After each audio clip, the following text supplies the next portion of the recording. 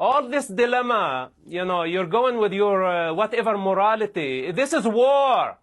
In war, people die. You need to wake up to this reality, accept it. Stop this denial.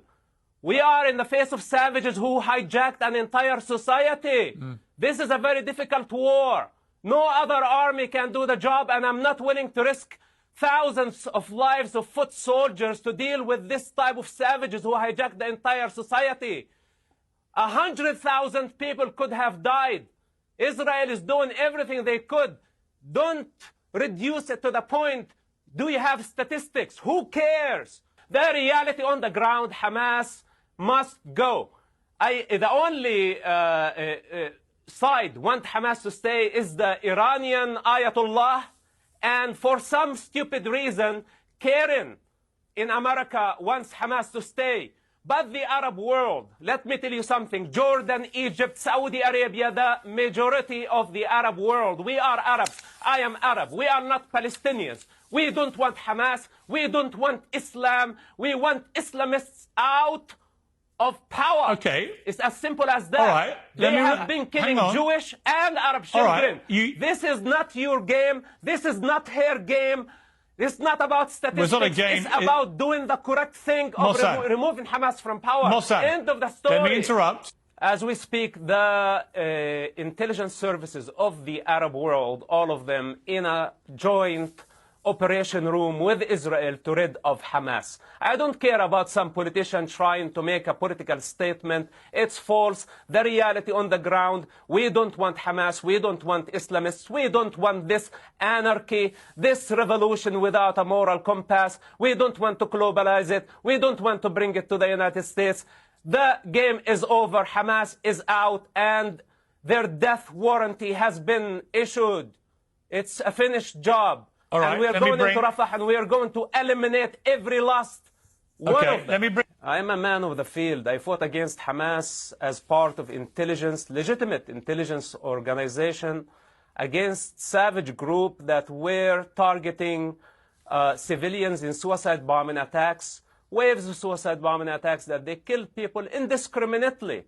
So Abiy today want me for some reason to apologize for saving human life, because my truth challenges her convenient truth. Abiy does not have the authority. She's just a self-appointed low-grade journalist. How can you be a journalist and you call this a genocide, ethnic cleansing? And she just keep repeating ethnic cleansing, genocide, colonialism, etc. None of it is real, including Palestine. It's only in your head. None of it is existential. Palestine was never born. How can you free it? It was never there. It's just a colonial entity, and some people choose to make it into a national identity. And this parrot has been just repeating Hamas propaganda. Marwan Barghouti that she's talking about him, she never met him. I knew Marwan before he got to power. He's a criminal. He killed 5 people. He has blood on his hands. He cheated on his wife. He has a secret son that he never revealed it to the public. Of course, I can criticize him, and I can criticize all the criminals that I know personally. She's been there only for a visit, and maybe she had some falafel sandwich, you know, and she really was blown away of the Palestinian experience. There is no such a thing as Palestine. It's about time to retire, find a different job. You're not a journalist. You don't qualify even to be a mother. Wow. Should the people who live in Gaza and on the West Bank, should they be entitled to the same human rights as Israelis? If they have equal responsibility as the decent citizens of the State of Israel, that includes Arabs, Jews, Christians, and all other citizens of the State of Israel, then yes, they have equal rights. But if they are not taking their responsibility, if they are using violence, sending suicide bombers, and killing babies, kidnapping a 1-year-old, you know, how do you answer to the mother and to the mothers of the hostages and all those who got killed on October 7? You know, it's very easy to just try to delegitimize Israel. This is what Abiy and her likes have been trying to do for so long.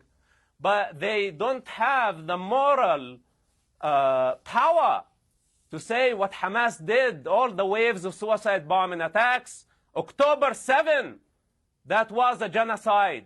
That was a genocide. So stop spreading the false narrative. Now, regarding to the Arabs who live there, they need a decent police force. They need a good economy. They need good education. And if they are able to integrate, then naturally could be a political entity based on their needs. But right now, when she say Palestine, who is? Islamic Jihad, Fatah, Marwan Barghouthi, Ismail Haniyeh, Hamas, Public Front. They are so conflicted. They don't have agenda. They don't have leadership. They don't have legitimacy. This is an anarchy that has been going on for about 70 years. And it's about time for it to stop. Now, to transform, to integrate the society, we must protect the children. And this is a priority number one before we talk about Palestinian state or whatever name you want to give it. That when we have a savage group, Islamists, by the name of Allah, hijacking and using children as human shields, their own children, after killing Jewish children, then this is a capital crime. We cannot blind our eyes. We have to deal with priorities. First, we remove this savage group out of power. If Abi's intention were pro-peace, then this is our intention, that we should unify our efforts toward this main goal, first goal, priorities. Then after that, we can talk about the future. And this criminal you call Marwan Barghouti,